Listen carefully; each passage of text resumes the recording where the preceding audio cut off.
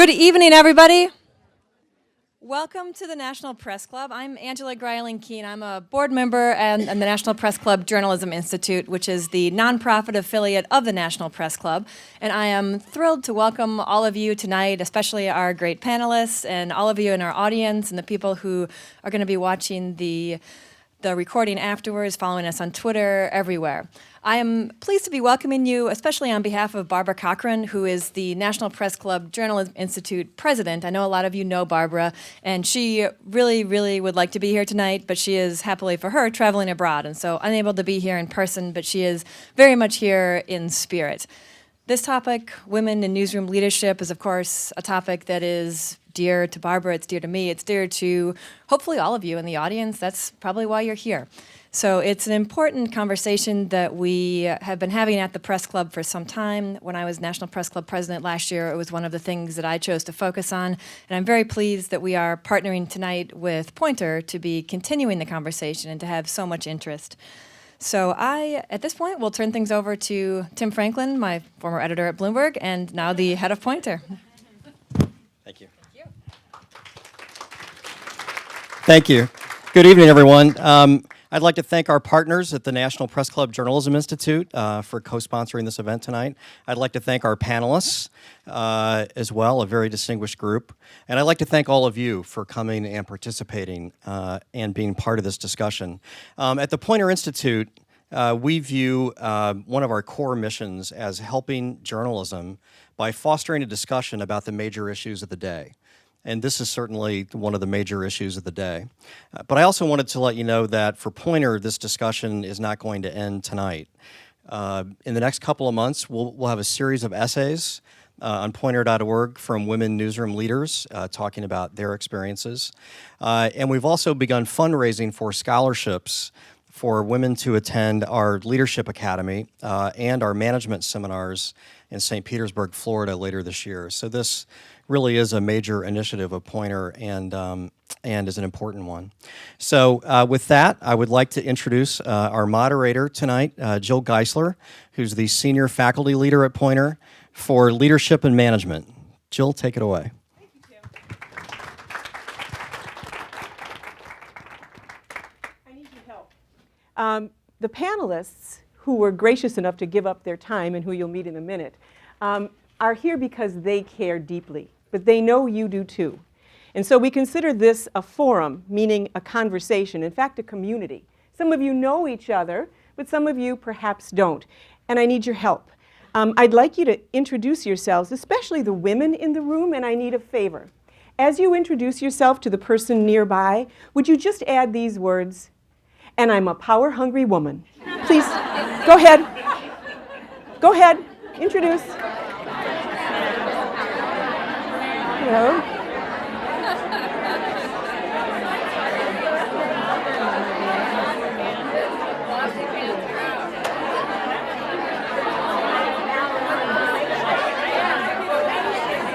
All right, you've done well. Come back. Come back. Yo. You've done very well. You've done very well. But I have a question. Why did you laugh? Why did you laugh when I asked you to say the words power-hungry woman? I'd like to think it was because it was funny or clever, but I also think we laugh sometimes because of discomfort. Because the idea of being hungry for power might be a little unsettling, might even seem unfeminine, unladylike. Well, unless we are hungry for power, we will not become powerful journalists. And we won't become powerful and achieve parity. That's what we're here to talk about tonight. And I have a partner in this effort, not only the folks on the panel, but also my colleague, Kelly McBride. Kelly and a team at Poynter have put together some data for us to start out with so that we're all on the same page and we can agree, based on research, where we are today. So Kelly, why don't you get us started on that? All right, so closing journalism's gender gap. Here's what we know about the world of journalism right now. 36% of our workforce is comprised of women, and Jill? But take a look. We only achieved 23% of journalism's leadership. And we earn 25% less in leadership positions. But we'll pass the hat tonight. But we will look for solutions tonight. Kelly? Now, the good news is, maybe this is good news, that this is not just a problem for journalism. When we compare journalism to other professions, such as academia, what we see is similar leadership numbers and similar pay disparity. Maybe not as much in academia, but certainly when we get to business and journalism, we see women at 14% in leadership positions and 60% pay parity. So Go ahead. Tech journalism, which is always a sensitive area. There is a report, Julie Burton from the Women's Media Center, most tech startups, 89% all male, correct? Right. And when we look at the numbers in technology, we see very similar numbers to journalism. 20% leadership, 75 cents on every dollar, or 74 cents on every dollar in technology. When we take a closer look at journalism, here's what we see in terms of leadership. Among the top 10 journalism companies, CEOs, women make up 10% of the leaders. Board chairs, 10% again. Board members, we rise to 15%. And then if you take a look at the occupational levels, it may seem like it's doing well up at the finance and administration, but you notice that it includes HR, which means a heavily female-dominated profession sort of bloats that number and makes it seem a little better than it may be. When you go through the rest of our profession, the professional series, these are the journeymen and women. You see about 40%. In middle management, you see women doing quite well. But when we get to senior management, you see a pretty steep fall off and an even steeper fall off when we get to the executive levels. And Eliza Munoz is here from the International Women's Media Foundation, who will tell you that middle management blockade exists globally, correct? Well, in some countries it's even lower, unfortunately. It just depends where you happen to be at the time, but the glass ceiling is in every country of the world. Okay. All right. When we look over time, this is probably where I am most surprised. In 1982, women made up 10% of the leadership positions in newspapers, which is the only industry that we really found data for. When you get to 2012, women had climbed to 19%. And when you look at television, it wasn't much higher. We have this social media number, women at 55%, and when we look at specific companies, though, we realize that there are certainly some outliers because, Jill? The new data from Google, Facebook, Yahoo, and LinkedIn indicates we're at about the 20-21% range for women, correct? Anybody want to check that one? Yep. So, 4 women serve as editors-in-chiefs among our top 25 daily newspapers. And then, obviously, of the 25 largest, only 1 publisher is female, but the night's young. There you go. When you look at our schools, though, the numbers are very different. In 1972-73, only 39% of the students enrolled in journalism and mass comm programs were women. That number rose to 59% by the early 80s, and last year, or 2 years ago, was 64%. At some schools, it goes into the 70s. However, again, as the Women's Media Center report says, a lot of those women are not opting into journalism. They're opting into public relations and strategic communications. So 64% of all journalism and mass communication grads are women, and yet 36% of the journalism workforce is made up of women, and 23% of our leadership. So we have a couple of questions. How do we change the numbers? How do we build a better pipeline, especially a pipeline into leadership? And how do we make certain there's parity in pay? We want to remove some barriers. Our goal tonight is to start with the panel, and I asked of them something special, and I'm going to ask it of you as well. Brilliance in 2 minutes or less. Right? Which is how we will get the maximum number of voices in tonight. Kelly has microphones, other people do. We want this to be a conversation. And I've asked each of the panelists to share with us and to identify, and they did not collude, so I don't know what they're going to say, identify a barrier that they think is significant, something that they think is a barrier to achieving parity. And Carolyn, you volunteered to start. I'm sorry. I should have introduced. So you don't have to do it yourself. Carolyn Ryan of the New York Times. Thank you. I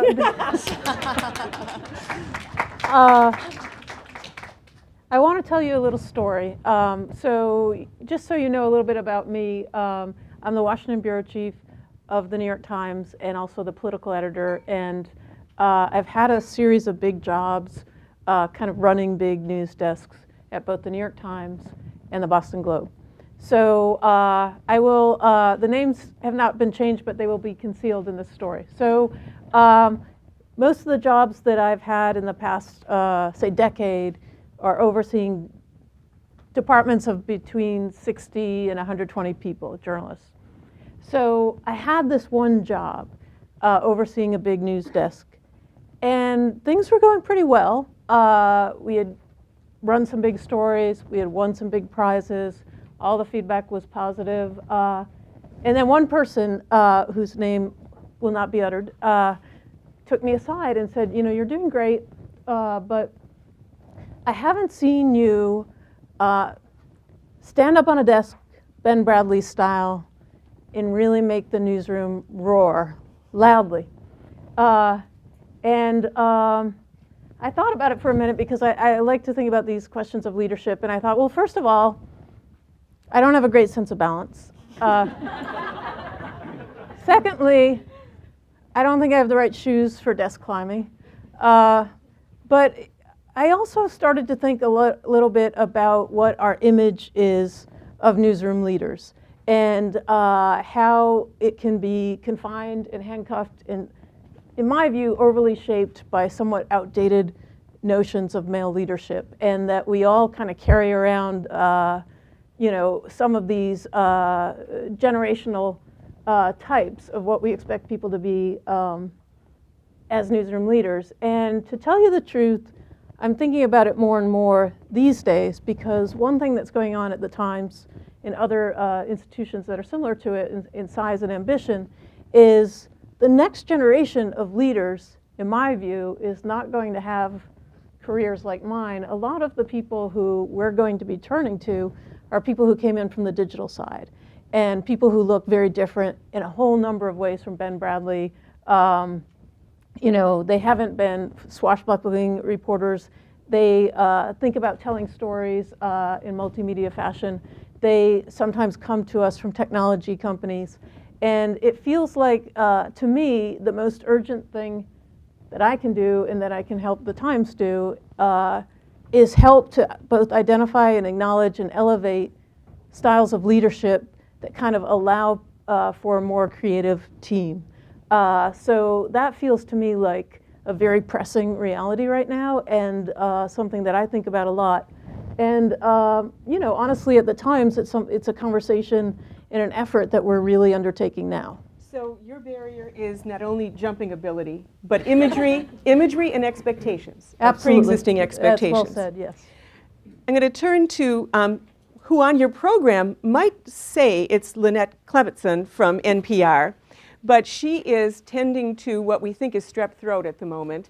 And so she was ordered by her boss, Madhulika Sikka, to go home and take good care of herself. And Madhulika was gracious enough to volunteer to take this spot. The barrier that you see.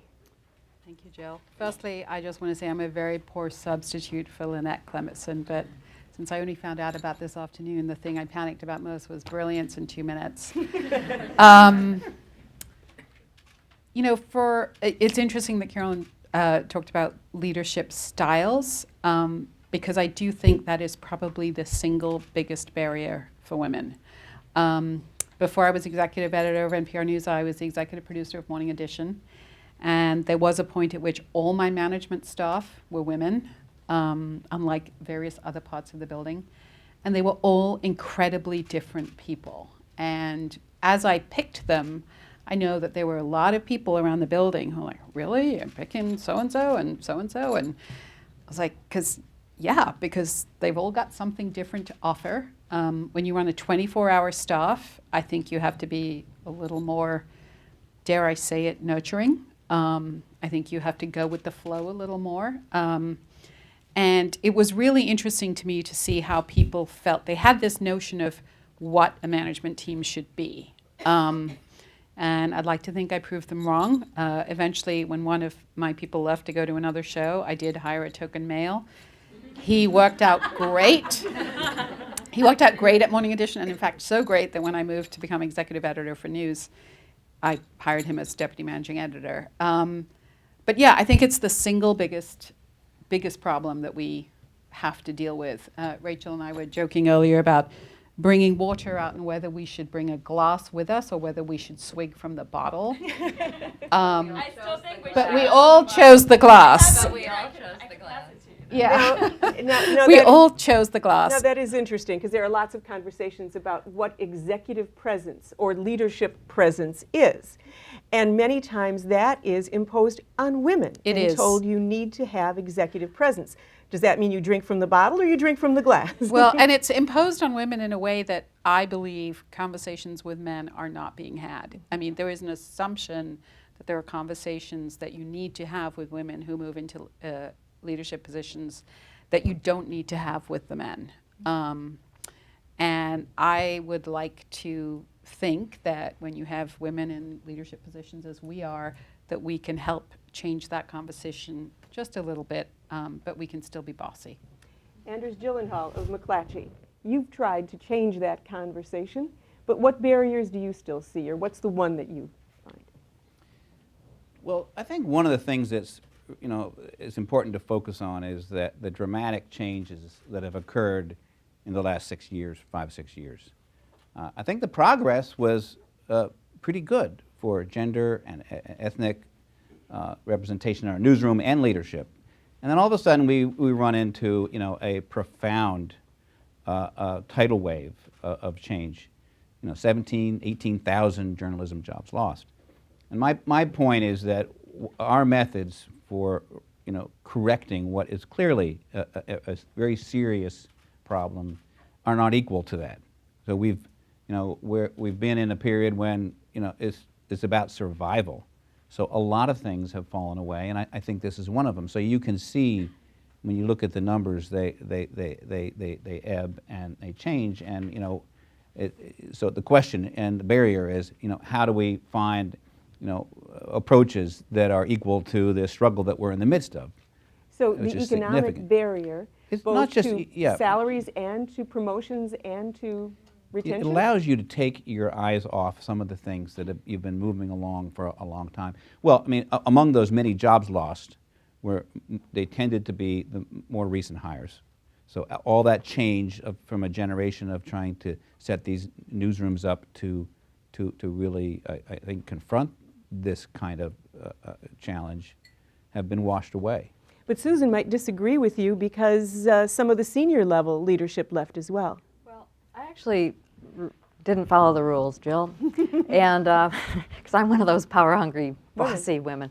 But I thought about 5 real reasons that I think we have hit a wall here and even gone backwards. And the first one is the one we first identified, which is sort of the allowable behavior of a female leader and how that is a very different kind of behavior from a male leader. I remember when I was the editor of the Plain Dealer in Cleveland, I hired a female managing editor, and then I also hired a woman to run our editorial page. And I remember the 3 of us once went out speaking to the community, and this man stood up in the back of the room and he said, "What are y'all running, a hen house over there?" I was like, oh my God. But that, I think, was the... I said, no, we weren't. And I went on. But I do think this sort of notion of this expectation of what a leader looks like is one of those things. And it's why everybody laughed when you said power-hungry woman. I think Anders identified my second reason, which is the industry has been in such turmoil that it allowed us to take our eye off this ball and also the hiring of racial and ethnic minorities. I mean, it became a matter of survival in a lot of ways, and for good reasons or bad reasons, this fell off the table as an issue.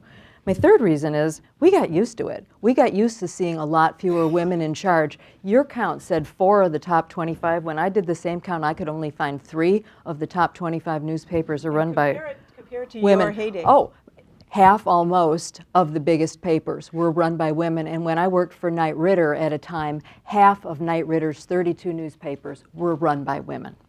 Then my fourth reason was the degree of difficulty of the job became, in the worst of the economic turmoil, on some days almost unbearable. I mean, if you're spending all your time, laying people off and cutting down the size of the newspaper and trying to explain to readers, why you're only delivering on some days of the week and not others, and how you're really getting more with less, which of course wasn't true, then it gets to be the kind of job where on a certain number of days you go home and you say, why am I doing this? This is not why I got into journalism. Then finally, I think, well, two more things. I think we have spent way too much time talking about leaning in or leaning back and not enough time talking about resiliency. Many of us have spent 35 years leaning in so far, we sometimes fell on our face. And sometimes we leaned back so far and we let the guys talk over us and we fell on our butts. But either way, you're falling, you've got to get back up and try again. And then finally, the last thing is, I think we have done a rotten job of selling journalism as a fabulous career to both young men and young women. And I think people look at it and go, my God, what a mess. I don't want anything to do with that, or I can't get paid in that profession, or I don't know how to get a job in that profession. When in fact, this is the best profession ever. But we've sold it to you, Rachel Smolkin, at Politico. and you are that digital future that Carolyn is talking about. You are hiring people who may come from non-traditional backgrounds or traditional backgrounds. For you, what barriers do you identify today? Well, I want to build on Carolyn's great point about the image we have of people in those jobs. And I would say, once the women are in those jobs, it's not enough to put them there. We have to support women once they're in those jobs and really think about how we're creating that support, because they're going to deal with all the challenges of our industry that everybody faces, men and women, plus the specific set of challenges they face just for being women. My colleague Susan Glasser wrote a wonderful piece recently after Jill Abramson was ousted from the New York Times called Editing While Female. And it was a very personal piece. If there's anyone in this room who hasn't read it, I highly recommend it. It's just really a wonderful, provocative read. And one of the things she talks about in there is how important it is to support women in these positions so that they have the space and freedom to innovate, to experiment, and most importantly, to make mistakes. Because all leaders are going to make mistakes. And the question is, once the leader has made those mistakes, are you going to withhold your support, say, oh, they're not temperamentally suited for this job, a term women hear probably much more than men, or are you going to stand behind them and back them? And for anyone who thinks that women are not dealing with specific challenges just for being women, I would refer you to Matt Lauer's Friday interview of Mary Barra, where he asked if she got her job because she's a woman and could she possibly handle her important job and be a mom of 2 children at the same time. Well, let's look at the wise audience and find out what other barriers you feel we should be talking about. Yeah, let's come first to Julie Burton, who is the president of the Women's Media Center. Now, you guys look at media writ large. You look at something much larger than women. But what themes do you see emerging here, and how does your report inform, which you guys all got a chance to get a copy of, how does your report add to this particular conversation? Sure, yes. I shall. And I'll hold the mic. Don't be offended. It's a thing. It's a thing. Fantastic. It's like I'm being interviewed by a journalist. So first of all, I want to say thank you to all of you, to Poynter, to the National Press Club. We were thrilled when we saw that this forum was about to happen. The Women's Media Center, just so you know, was founded by Jane Fonda, Gloria Steinem, and Robin Morgan, and our mission is to make women and girls visible and powerful in media. And if you don't know there's a problem or you don't recognize it, there's not a first step or a roadmap of where you need to go, which is why we created the Status of Women in U.S. Media report 3 years ago. It is a compilation of all sectors of media. It looks at the status of women in tech, in sports media, in news journalism, in broadcasting, in films, across the board. And there are 3 basic themes in our report that we found this year that we spotlighted. One was the numbers for women in media are terrible across the board. the big picture here isn't it's not just news media, it's film, it's sports, it's radio, it's all of the platforms. We are failing women. And then when we looked a little deeper, we spotlighted women of color in all of these sectors, and the numbers are far worse. It's bad enough already for all women. For women of color, it's a much more dire situation. And the numbers that popped up as the worst were women in sports. 90% white, 90% male. So we see these problems. There are recommendations in the back of this Status of Women in U.S. Media report. One of the things that we hope people will take to heart is hiring with intent. Think about the team you're putting together. Think about how it looks, the appearance, what skills they bring. Our team here is a resource to all of you who are journalists. Crystal Williams-Chancellor, many of you may have known when she worked at ASNE. She is the editor of this report, a valuable team member. Rachel Laris is our communications manager. She's a leader on our Name It, Change It to call out sexism directed at women candidates and a whole range of others. Shireen Mitchell is here. She is there you are. She is our director of web and multimedia. She's also president of the National Council of Women's Organizations. And her handle you may know well. She has a strong voice as Digital Sister. And then we have Kate McCarthy, who works on sources for all of you. Kate, there you are. Kate worked for 2 prime ministers in the UK, major online background. She will help you find sources on every single story because we want to see women from many backgrounds with many skills featured as sources. Is that good? I think I've gone over 2 minutes. Thank you. Thank you. One of your recommendations do a personnel audit was one. Pay attention to work-life issues, raise awareness personally, measure. But one of the things that I saw in here was mentor. And I'd like to ask the group here about mentoring, because I recently saw a piece on the Harvard Business Review that talked about the difference between a mentor and a sponsor. A mentor is someone who gives you advice. A sponsor is someone who actually advocates on your behalf.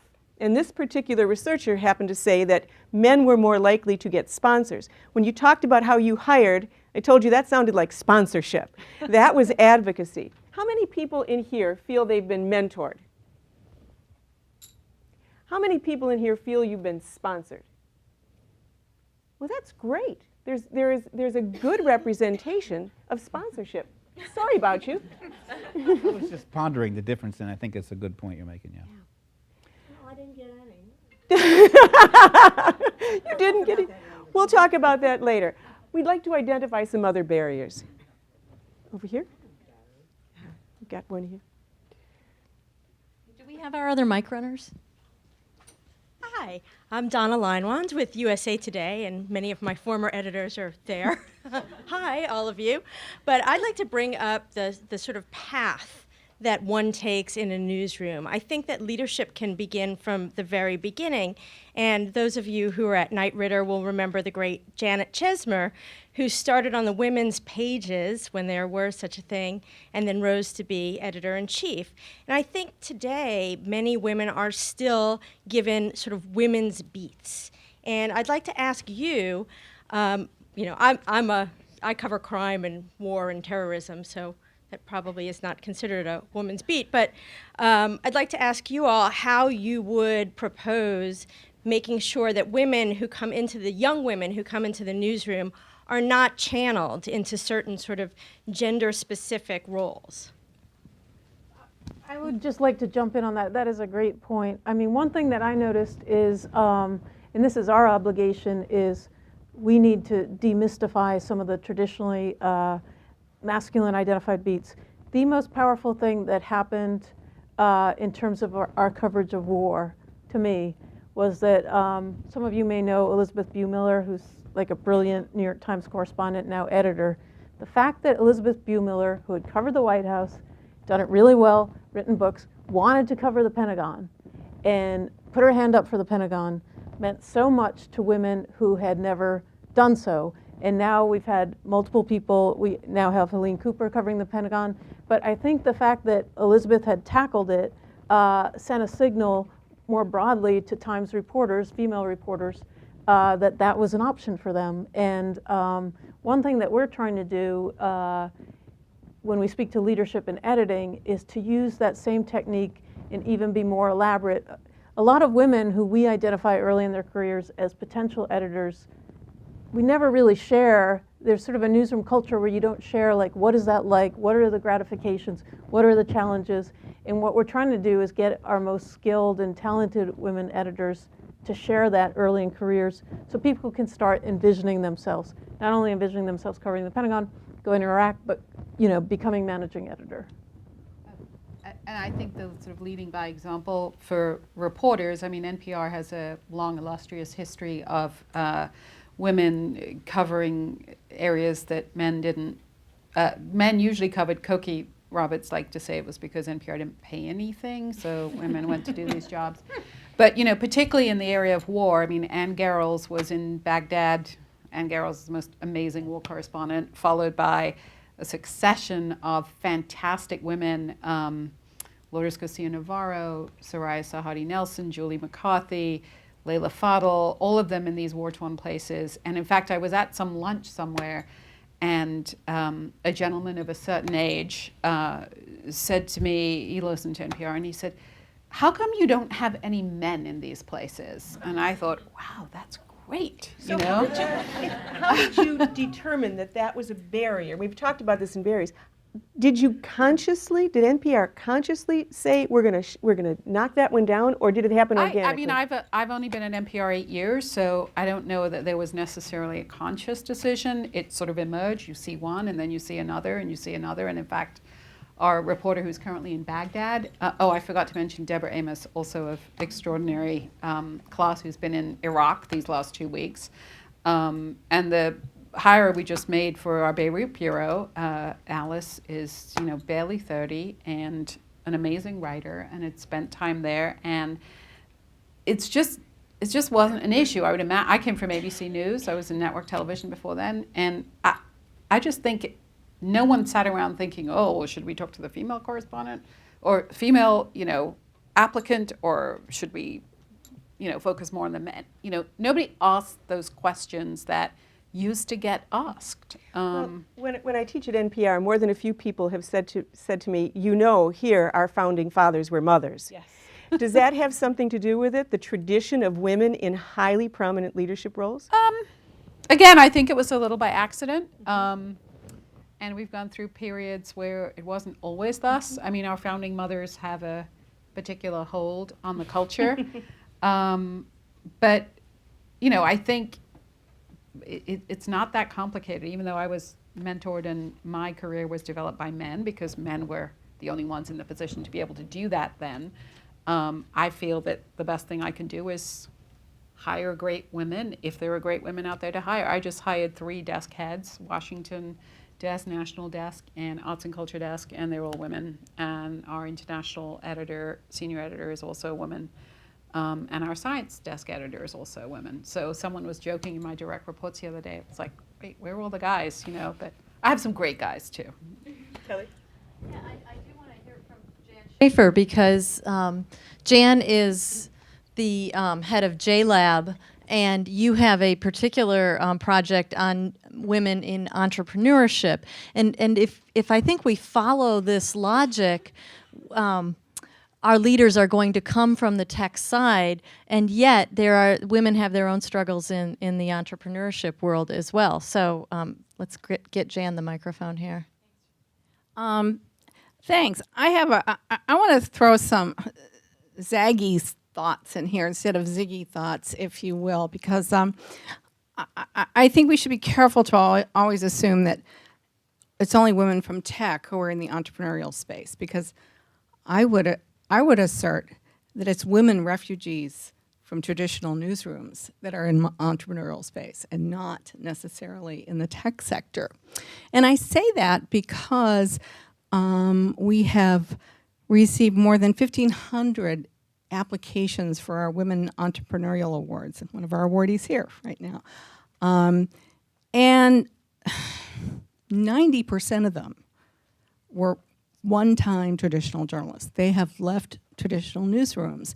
And they're looking to take their passions and their media ideas into the entrepreneurship space. And I think the number that we don't know or I have not seen is when you look at the displacement from newsrooms of 17 or 18,000 people, what percentage of those are women? And from observation only, my gut is a disproportionately high number are women. They, at some point, see the glass ceiling, don't like the newsroom culture, feel like they're ready to move off on their own and do some things. So I think there are some bright spots. I bemoan the numbers too, but I think there are some bright spots when you look at the Lion Publishers Group. I think more than 50% of the startups in Lion Publishers are started by women.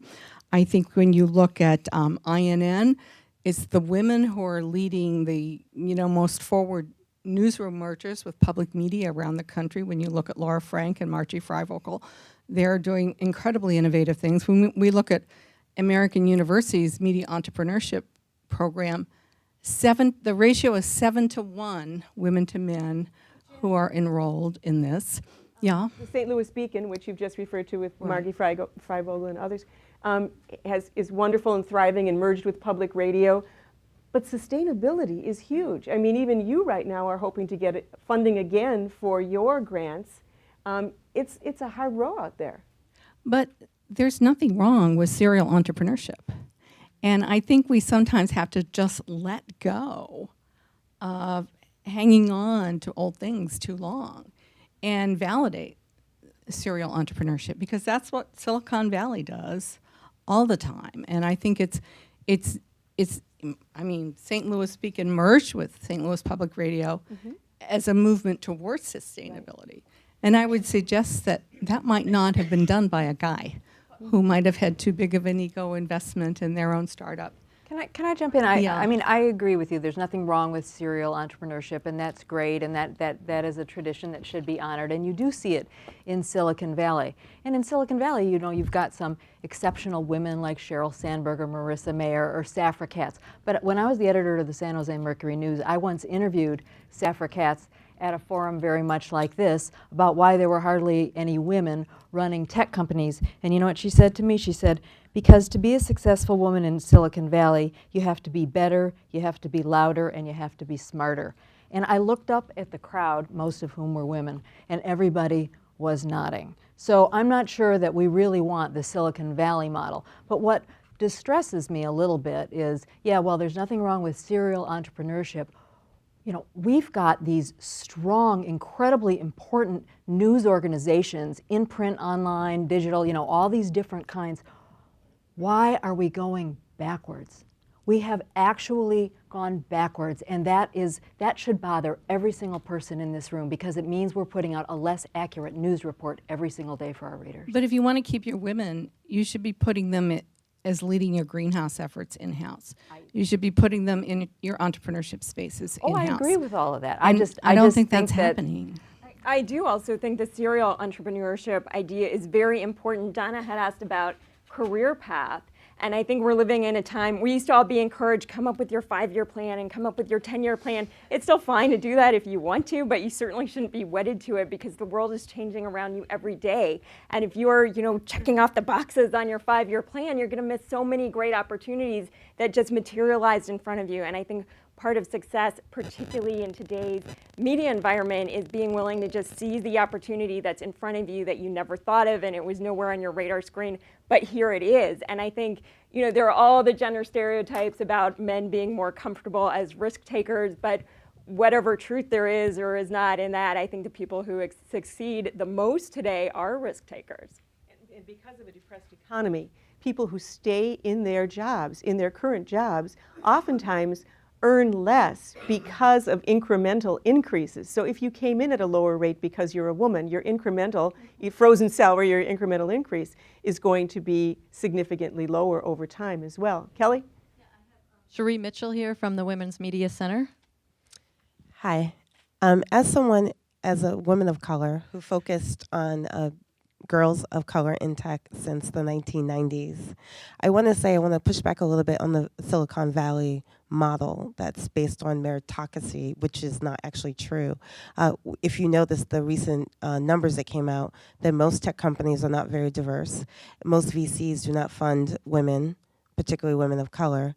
And honestly, when we look at these numbers, we are actually really talking about problems that are happening based on gender and race, and that women of color, even in the tech industry, is not widely seen or appreciated in that space. So when we look at the newsroom, you're right, we're still having problems in general, but we're also having, as Julie said, larger problems for women of color because they're not seen as experts in that field, and they're not seen as experts in the tech field either. So we do have what I would classify sort of a social dichotomy around issues that pertain to people and women of color.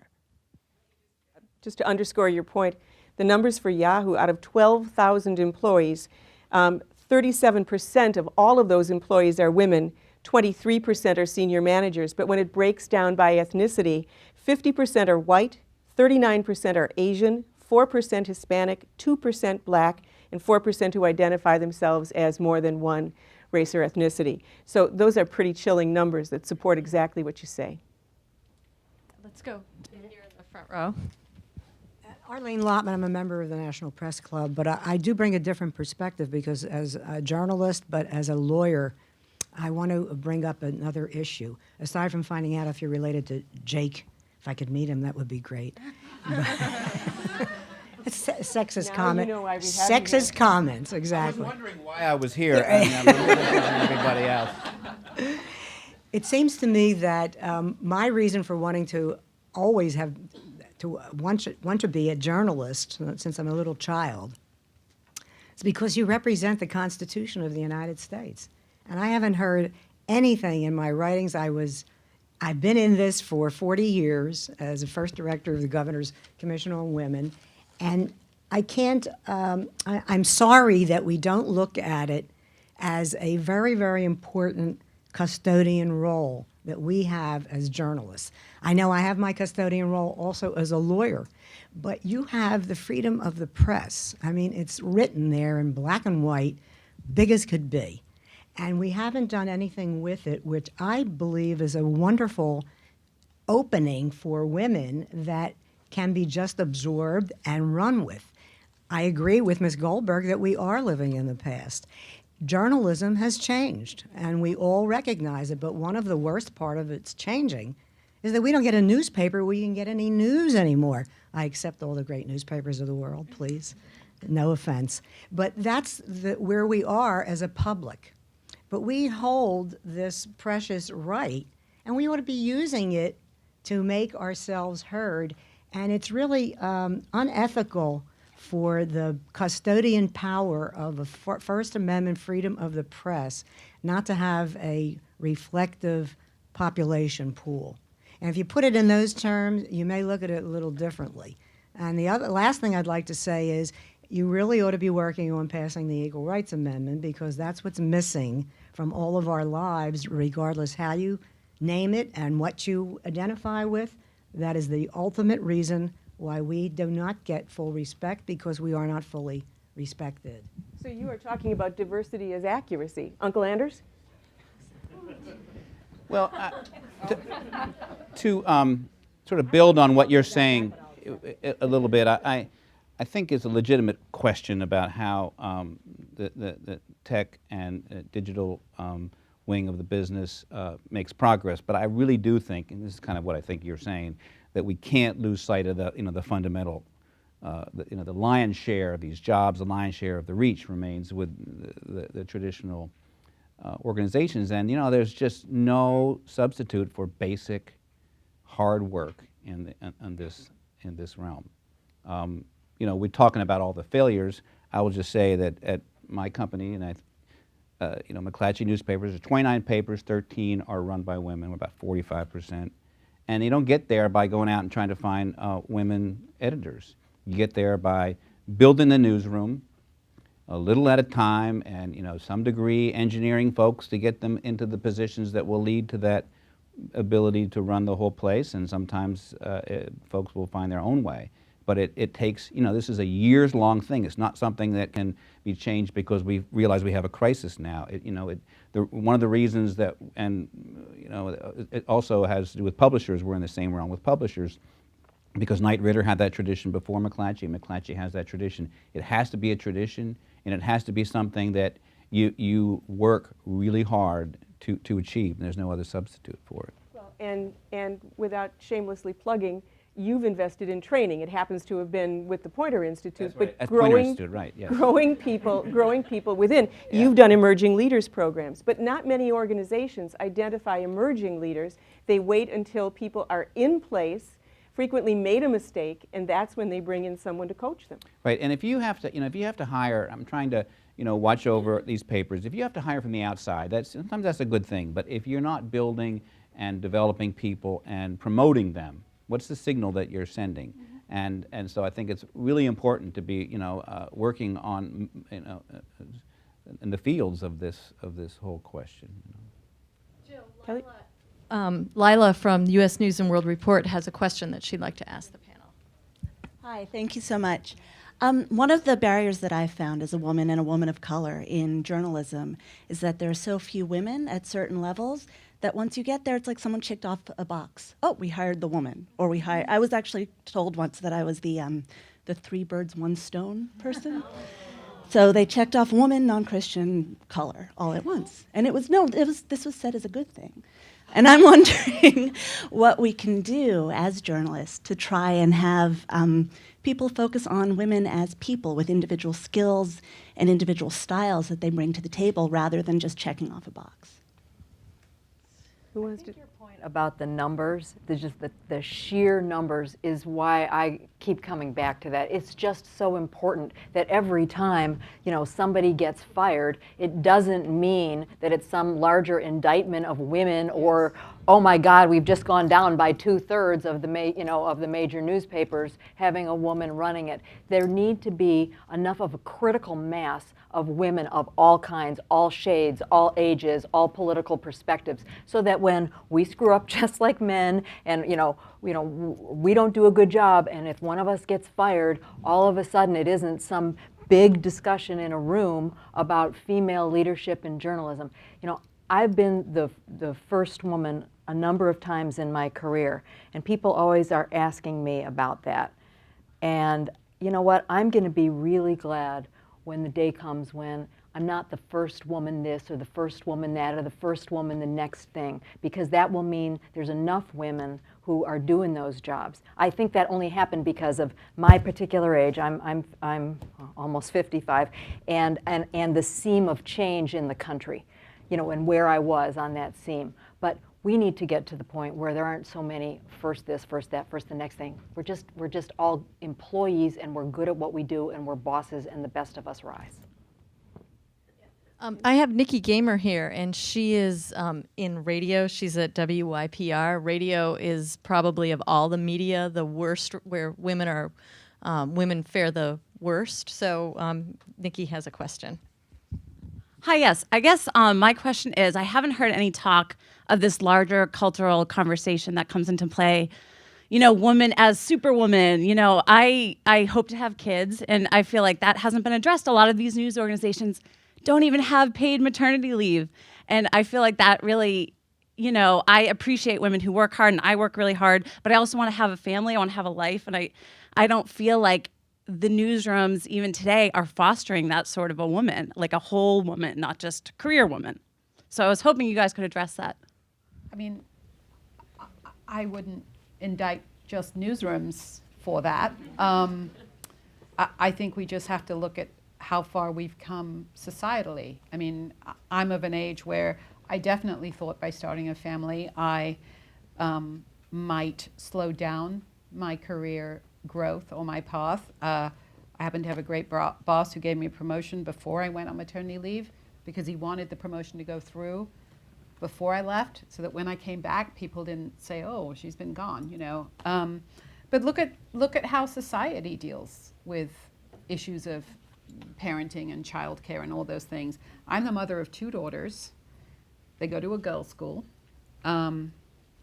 I'm actually really stunned at how issues still come to me as the mother. When they were at their previous school, I remember distinctly, my kids know enough about what I do and what my husband does that they can help guide, but they were still very little. And the first call is always to mom, always. It doesn't matter what you do, how high level you are, it is always to mom. It's like a Pavlovian response. And I got a call. I got a call from school. Oh, Priya's been sick on a field trip and someone needs to pick her up. And I sort of whispered, I was like, I'm on a crack corner in Philadelphia. Can you call my husband? And it was just, and I will tell you, every single friend of mine who is a professional woman has lived that and breathed that. And that says something about how society addresses the issue of childcare and women and the role of mothers versus the role of fathers. And maybe it's changed. I'm sort of at that particular generation. My kids are now 17 and 15. Maybe it's different now, but I doubt it is doubt societal. it. At Poynter, we do a lot of custom training internationally, and our Danish journalists who come in are just stunned at the difference between how parenthood is treated for professionals here, how it, as compared to how it is in Denmark, where mothers or fathers will have leave and health care. Well, it goes back to the Mary Barra question, you know. I mean, it's like, wow. I mean, when a new CEO takes a job, if it's a male, I think half the time you won't even know if they're a parent or know if they're married or, you know, have a relationship or anything. You will know nothing about their familial situation. And no one will think to ask. And those are one of the things that, you know, we've got to change. I hope my daughters will change. But that's real. So you know, newsrooms might be bad. Some newsrooms might be bad, but, you know, we need to look everywhere else as well. If I can make one more point on that, though, before we move on, I would caution against making decisions in your career because you think it will be hard as a mother or because you might be a mother one day and you want to plan for it. I would say try it, and if it's too hard, you can always readjust. Meaning, yes, I have 2 kids. My daughter's 9, my son is 5, and it's hard. I'm the managing editor at Politico for news, and so I'm in a 24/7 job with my 2 kids. My husband does a disproportionate amount of the cooking, thankfully, since I can't cook, and picking up the kids. But I know at each stage when there's been a promotion or a new job for me and I've gone home and said, oh, should I do this because, you know, it's a big job and I've got the kids, my husband looks at me and says, of course you should do it. You should go try it. And to the extent you can kind of take that and just try it, you can always make an adjustment in your life if it's not working. Kelly?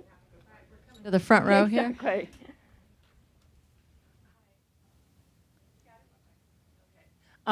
Alexandra Branscombe from the American Geophysical Union.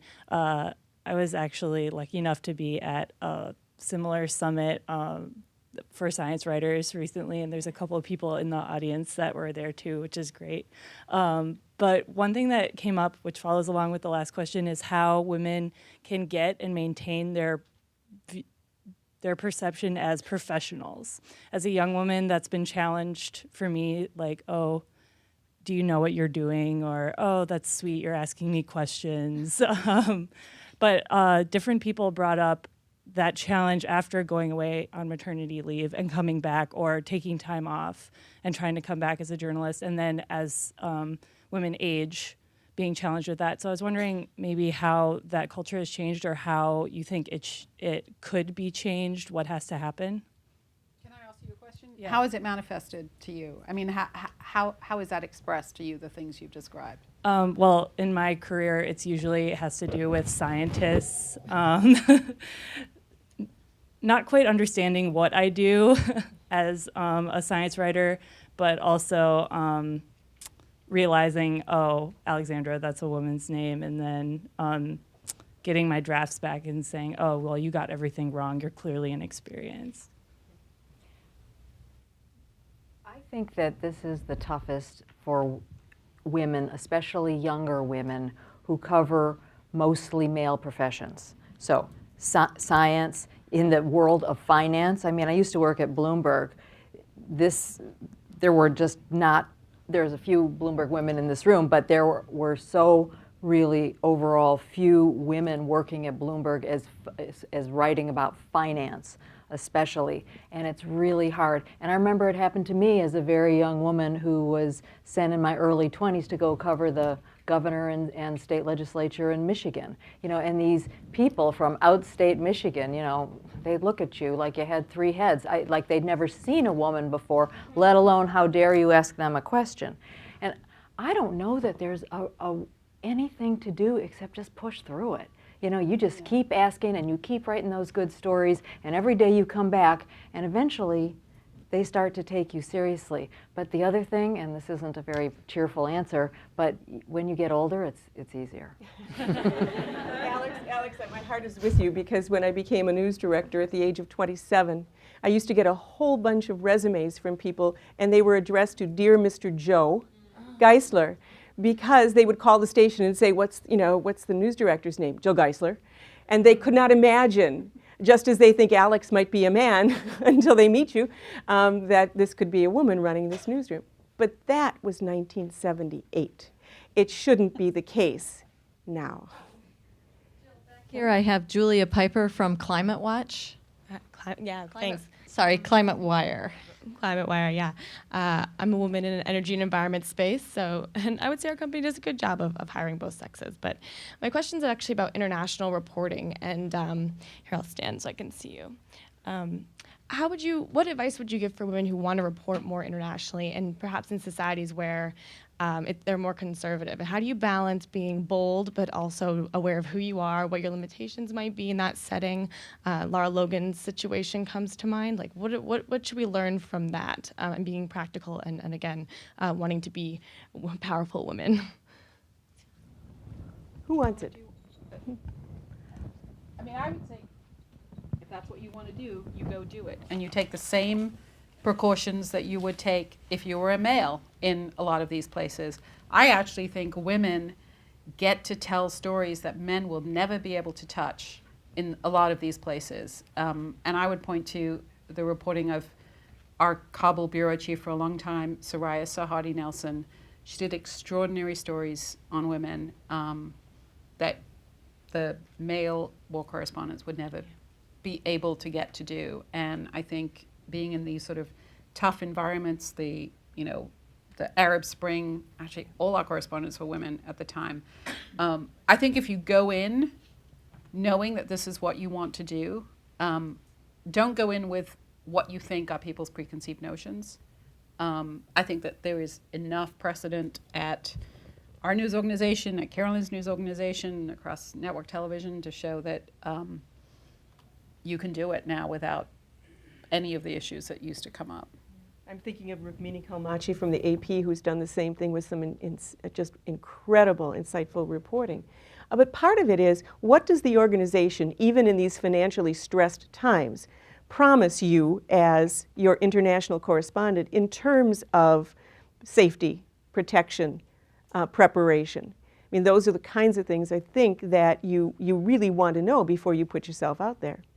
Yes, absolutely. Yeah, and I think your relationship with your editor and your editors, plural, is all the more essential when you go abroad, and especially when it comes to questions of assessing risk. And those are things that we've seen from situations that did not end well, that those conversations are crucial, and that a reporter should not be substituting his or her judgment for the organizations in that situation. Go ahead. Yeah, we have a question here about the sponsorship versus mentorship, and Adrian is going to ask that. Hi, I'm Adrienne Lawrence. I'm with the Journalism and Women's Symposium. I'm one of the staff members there. So I've actually been lucky enough to be sponsored, but it wasn't something that I sought. I accidentally stumbled into it, and I found that it was actually critical to me getting that position that the person helped sponsor me for. So I was wondering, what are the tips to getting a sponsor, and what is the difference in having a sponsor versus having a recommendation? Well, again, the literature that I saw recently simply said that a mentor, a lot of us give advice to people, and freely so. But not necessarily investing, unless you have a relationship deep enough for you to say, I know you well enough to recommend you, I've seen your work well enough. Anders, you've sponsored a good number of people in your time. I mean, it's sort of a natural thing, and you can't go out and say, I want this to happen, but you're looking for that, and I think when you see an opportunity, you seize it. And as somebody who's mentored, sponsored a lot of editors, it's something people want to do because it's a very rewarding part of this work at a time when, as Susan says, there's a lot of frustrations. So, I mean, I think you have to let it be known and then go after it. I would also add that 3 of the mentors I've had were women, and I think that had a lot of impact on me. Sandy Rowe, everyone knows, she kind of mentored everybody in a way. Marian Gregory at the News and Observer, managing editor, who had tremendous impact on me. Hope Frazier at the Miami Herald, and I think it's something people want to do, but you can't be bashful about trying to get those relationships going. I guess I'd like to take your question in a slightly different, maybe more provocative area. In my last, say, 4 jobs that I've had, overseeing pretty large staffs, there's kind of a ritual in newspapers still where your job is announced, you get a very laudatory announcement, people congratulate you, and here's what happens in the first 2 weeks. In the first 2 weeks that I have a job, let's say there are 100 people I'm overseeing, between, say, 7 and 10 people will knock on my door to tell me that they need a raise. Over the last 4 jobs, 1 woman, the rest men. And I guess it kind of, what you said sort of spoke to me on this question of bashfulness and who to ask. I guess if I were to say one thing, which is to reach out and to put yourself forward and not to be afraid to engage, senior members of whatever organization you happen to work in. I am really struck by the reflex and conditioning that men seem to have when it comes to a moment like this. Oh, of course, there's a new person in town, and I'm very deserving, and so I'm going to go and ask for what I deserve. And I would suggest, even though everyone's busy, that you deserve a mentor. You deserve support. You deserve somebody who's invested in your career. So to the degree that when we leave this room, we can kind of banish bashfulness, we'll have done something. Well, could I jump on this? I think this is one of the most important points. In managing newsrooms for 20-some years now, it is an astounding difference between how men act and women act around the subjects of money and asking for help and essentially demanding to be noticed. And it is an astonishing thing. I mean, the men come in there and they say, I need a raise, I've been doing a great job, I've gotten 15 front-page stories in the last 3 weeks, I'm kicking butt for you, and you're not paying me enough, and if you don't pay me more, I'm gonna go somewhere else. And the women, and I wish I were joking, but the women come in and say, well, I know it's been a really tough year at the paper, but I'm just sort of was wondering if maybe I could get a raise. All right, no, I'm really sorry to even raise it. And I wish I weren't kidding, but it's almost that bad. Can I tell you why? It's interesting. There's the Harvard Kennedy School just did a piece that talked about the social cost of women asking for more. And they've actually done videotaped studies of women and men in situations in which they were negotiating salaries. And then the people who were watching graded them on whether they would want to work with them, looking at these videos. And what they said was, women are penalized more than men for initiating salary negotiations. They are evaluated negatively on niceness and demandingness and not seen as team players. They were less likely to want to work with them. It was okay if they advocated for others. That was cool. But if they advocated for themselves. So what they were saying was that many women are doing that self-effacing approach because they are trying to ease the blow, like me, when I ask you for what I deserve. And so what the recommendation was is that you have to do an I-we sort of thing, quoting Sheryl Sandberg saying, this is the last time I'll be on this side of the table from you. You've hired me to negotiate, so I need to negotiate for myself. Rachel? I was just going to ask you, when you train people, if you recommend that women take a different approach because of that research. Well, again, what advice would you give a woman who wanted to come in and say, you know, I've done great work with 15-page front page stories, I'd like my raise now? Data helps, but once again, if you're going to be judged negatively, and that's the difficult part. If you're going to be judged negatively because you don't sound like a team player, then you have to remember to talk about the team. Jill, is this talking about negotiating for a raise or when you're getting hired? This was, because I think one really important point is that your best leverage, of course, is when you're being hired. That's the point at which you know, and I think the same issue applies, men versus women on that. And everyone needs just a little coaching because it's a hard thing to do. Sure. But it doesn't take very much to better yourself on that front end if you just have a little bit of an idea of how to go about it, and it's a very important piece. Chris Martin? We actually have a question along this track from Minal. So thank you. I'm Minal Bopaya. I run a site called Subscription Content that's about the business of digital publishing. And I wanted to sort of look at this from a different angle, although it's still about the negotiation, because my mom came from India and both my parents are physicians, and my mother said she was so surprised to learn when she came here that men made more money than women, because in India that doesn't happen. One of the reasons it doesn't happen is because everybody knows everybody's salary. Like, they know top to bottom. And so there's a culture of negotiation here that a lot of the people who are talking, like Sheryl Sandberg and the one from the BBC, Katty Kay, who wrote Confidence Gap, the presumption is that women need to behave like men. And I think it's important that women challenge that presumption. And I also think it's important that we ask, how do we give men the tools to learn how to share power without feeling disempowered? I don't think it's any surprise that, like, you know, particularly white men are arming themselves to the teeth right now. And if it was black men, if it was Muslim men, if it was women, they would be a terrorist group. But that is our concept of men in power, that there is a violence and an aggression to it. And we really are not willing to even ask the question. I mean, I follow the Women's Media Center, and I love their work, but I was so dismayed to see the backlash over Obama's initiative for boys. Boys need a safe space as much as girls. And when we make it men versus women instead of a conversation about how do we share power where the right people get hired, we're just perpetuating the problem by letting the pendulum swing back and forth. Thank you.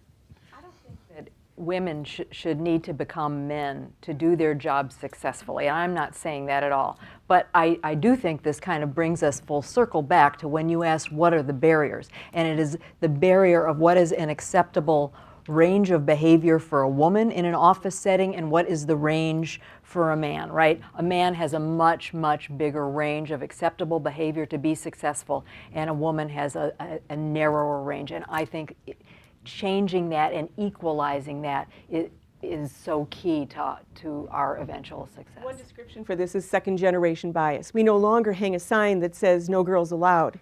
But what we do is base our expectations. If you're coming into my office and I have to tell you and a male colleague of yours that you didn't get the promotion, if you on your way out kick a wastebasket, right, based on my expectation of what appropriate behavior is, what's going to happen if the guy does it? What's going to happen if the guy tears up? What's going to happen if the woman tears up? These are expectations that we sort of have in our gut. And we have to check that. We have to examine our own selves, because you talked about going in and mentoring people. There's something in psychology called the similarity attraction effect.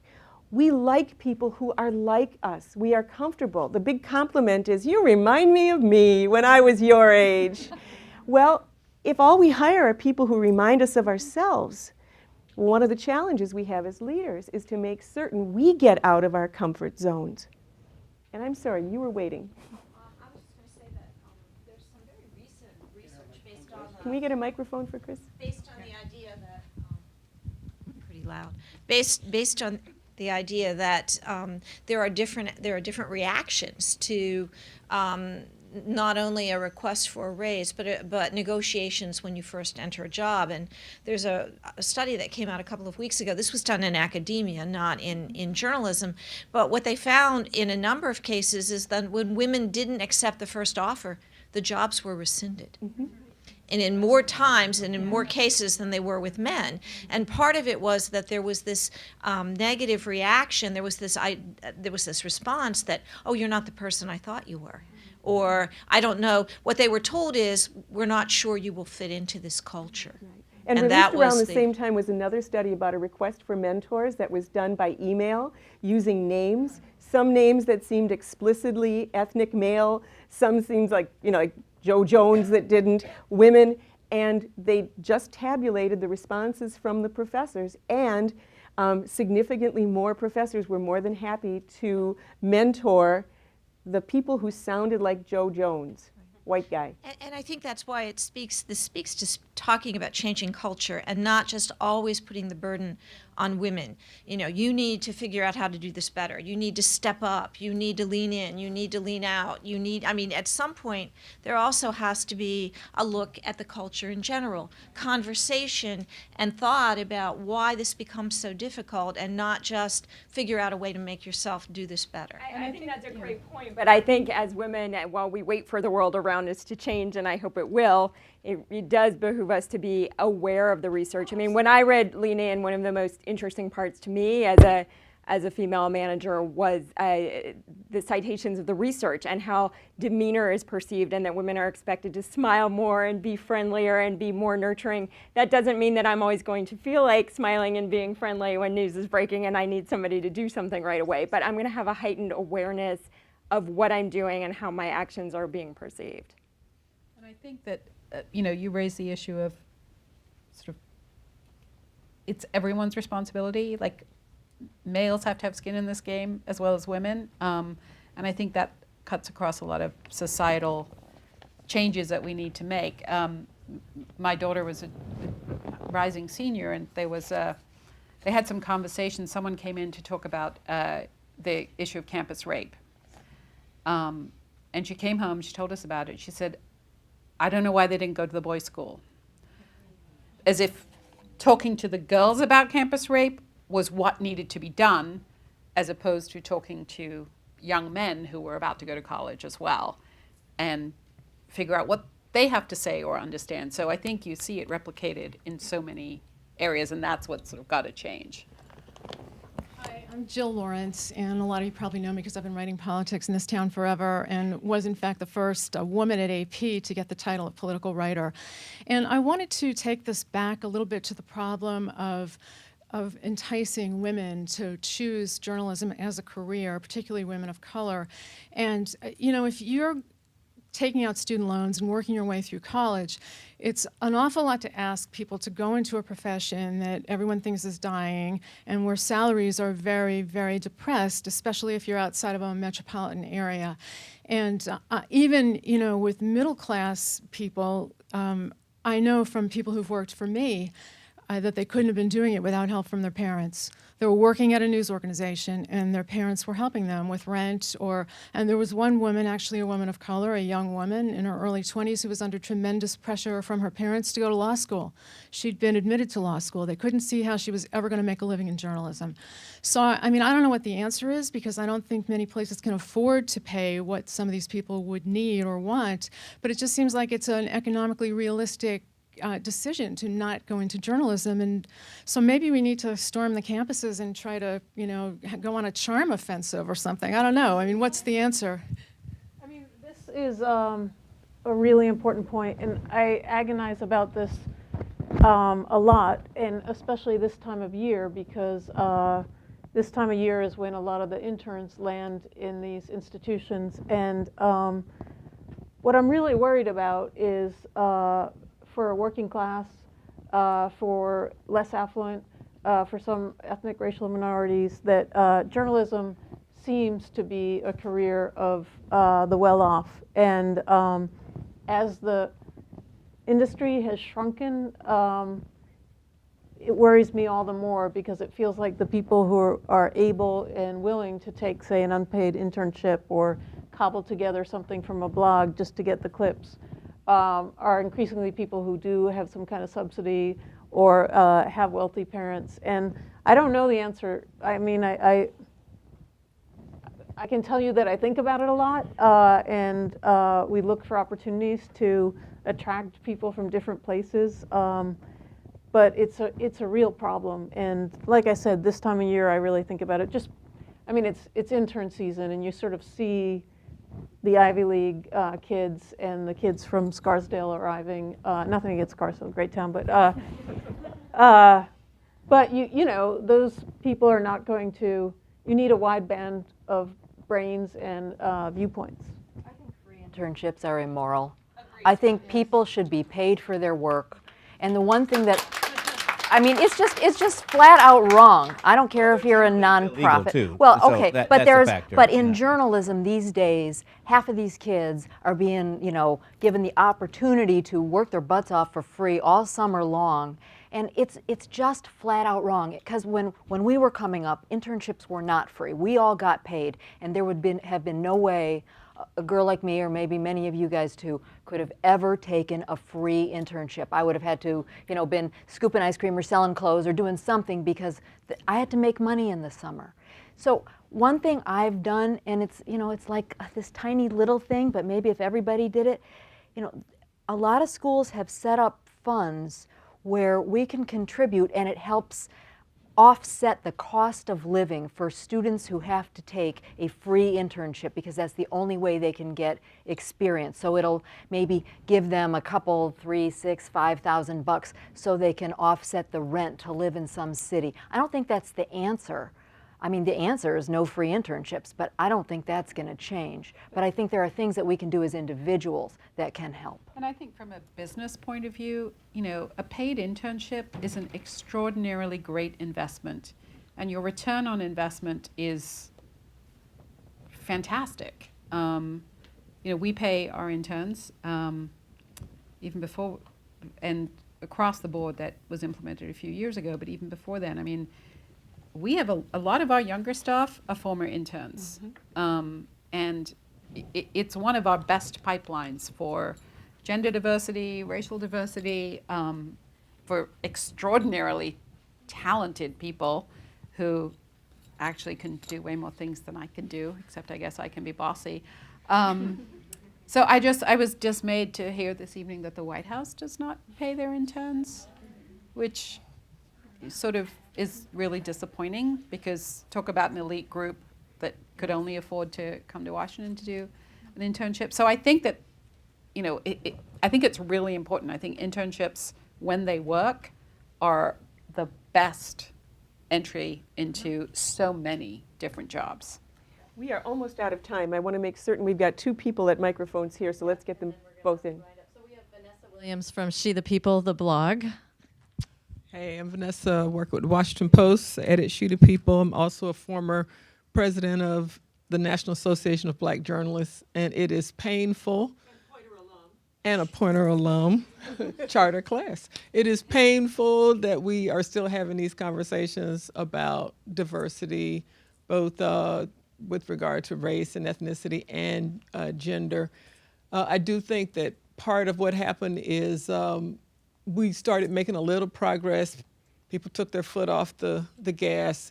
I do think that the massive job losses have devastated the ranks. It's really painful what is going on in my newsroom with regard to women leaders. When I got there were so many more, but there are just fewer editors, period. And so that also, you know, cut into the women. But I guess, you know, the only thing I can say is, you know, I'm kind of old school, is that you really have to keep pushing. You really have to. Everybody isn't able to do it. People who talk about we got to change the culture, they are not going to change. They have to be pushed. And everybody is not that kind of person. Everybody can't push, everybody won't push. Some people shouldn't even try. But those of us who, and there are some sacrifices for pushing, because then you become a bitchy woman and a pain in the butt. But hey, you know, those of us who are able and willing and have those skills should just really have to do that on behalf of our sisters, of our younger sisters. We just have to do it. And again, I know that sounds like old schools and 60s, but that is the truth. And it is collectively and individually. It is going in and say you really need to give so-and-so a shot. It is being unafraid to say that. I think sometimes women and journalists and people of color are afraid to put their neck out there because if they're wrong, then they've screwed up. And I go, so what? You know, you gave them a chance. They didn't live up to it, fine, let's move on. But you just have to be willing to put yourself out there. You can't let people sort of guilt trip you or make you feel bad because, you know, you're trying or you're trying to make things better or you're doing what guys get. Guys get chances. They screw up, you know, it's not the end of the world. They move on sometimes to get promoted. My point is you just, no, seriously, you can't be afraid. And like I said, it's not for everybody to do, but those of us who have those sort of fighting genes, we got to keep fighting. All right, there you go. A 30-second piggyback on your comments. One of the most, I do think teaming up and turning to female colleagues can be very effective here. One of the most effective efforts that I was in a department where another woman and I were seen as competitors for potentially taking over the department, and that's how we were viewed sort of from the outside. And she and I both got together and decided we were going to go to the boss to say that we both should be paid more. And I think people who had been accustomed to kind of playing us off one another were surprised, but you know, turning to people to have those honest conversations and sometimes teaming up to just, you know, bolster your own kind of courage about it can be very effective. Last word. And I don't know if I should really follow it up, but I guess I have a question about, you know, the data shows a lot of our bosses are male. And so I was wondering, you know, if there were specifics about how do we talk to our male bosses about these problems and about increasing diversity at our workplaces.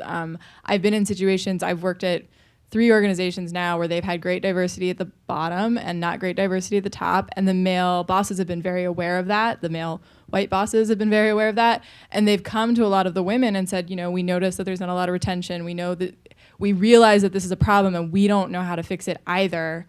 How do we help us? And a lot of the women are like, I don't know either. Like it gets really complicated. And I don't know how to have this conversation with them. And so if there's any suggestions for, you know, how can we go to our male bosses and say, hey, we've noticed there's this problem. Let's work together on improving diversity at this workplace.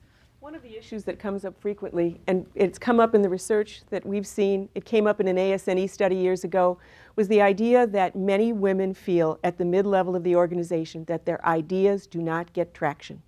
That for reasons, the stories they pitch, the ideas they have, for some reason are not being listened to. And that, their bosses say, could be a failure to pitch effectively. We've been a part of doing training that helped people actually pitch better, pitch ideas, pitch stories, and to catch better. And I would just suggest that everyone here, when you realize that there's somebody who's going to leave a job because they don't feel like they can move forward with an idea, not even a promotion, but an idea, then we are really responsible for shoving them out the door. And one point on your question, which is what do you do in that organization, is there are best practices, particularly when we have what clearly is a crisis underway. A company should be measuring and publishing what the results are, and gender and ethnic diversity on a regular basis twice a year. There needs to be an awareness and a public element to this that opens the discussions. And now that may be hard if that doesn't exist, but you just need to look around at those companies that are succeeding and saying, well here's the way it's done there, and why don't we have that kind of a process? I think those kind of things. You're not making a particular, you're arguing about the specifics that other people are doing, which is a good way to make your point come across. Anders, you're talking about a lot more transparency than a lot of companies have been willing to take part in. The ASNE survey traditionally did not really get much traction with digital organizations. So this new data from Google and Yahoo is surprising. What are you saying? People should be doing more internal analysis? I mean, how about the companies we represent. Do you know what your numbers are and what the programs are? I think the answer is probably yes in every one of these cases. Now, I'm going in a different direction. okay, So, let's go in that direction. I just wanted to circle back to your question, because as a boss, I'm not male, but there is something that you could be helpful to me with. And I feel like in organizations of all kinds, or in fields of all kinds, there are circles of competence. Like, good people tend to know other good people. And I feel like one thing that would be really helpful to me in terms of diversifying and promotion and hiring is if we all knew, say, 5 to 10 people who either are within the organization and should be watched and supported and encouraged, or people who are outside of the organization who would help make it more diverse and have talents that I don't know about. And that feels like something that you can do for any boss that would be hugely helpful. And sometimes happens informally, but doesn't happen enough. We talked earlier about critical mass, and I would say along with that point that pipeline is equally important, and if there's not a critical mass of women at every level of the pipeline, then there's a problem in your organization, beginning with the entry-level jobs, the interns, the earliest breaking news reporters, to the most senior managers in the organization. And if any part of that is underrepresented, then that's an area that needs to be fixed. Just on the point of transparency, real quickly, is that I think the results of what you're seeing happening at Google and Facebook, where there's attention being paid to it, I think that's going to lead somewhere. I mean, these are companies that are not struggling, right? And so I think that's a place where you put pressure on them, make it public. Any manager knows what you measure is what you value. If you measure it, then it's something that's of importance to your organization. If you haven't measured it, and this isn't necessarily a call for quotas or anything like that, it's attention, it's intention as well, to know where you stand and know what has caused you to be where you are. In the most diverse organizations I've ever worked at, the ones that most reflected the communities we covered, we set out to make sure that every hiring pool contained a diverse group of candidates.